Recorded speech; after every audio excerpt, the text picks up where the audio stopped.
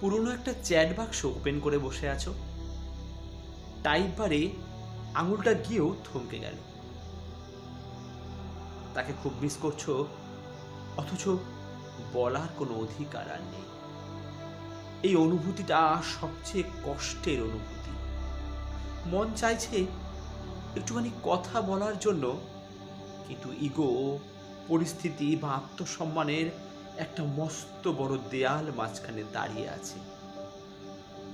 তুমি জানো, হ্যাঁ তুমি জানো, একটা মেসেজ দিলেই হয়তো কথা শুরু হবে, কিন্তু সেই সাথে এইটাও জানো সেই কথার শেষটা আবার একঘেয়ে অবহেলা আর একাকিত্বে গিয়ে থামবে।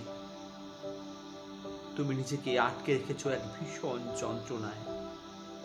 কিন্তু কাউকে মিস করা মানেই যে তাকে আবার তোমার জীবনে ফিরিয়ে আনতে হবে এমন কোনো নিয়ম নেই।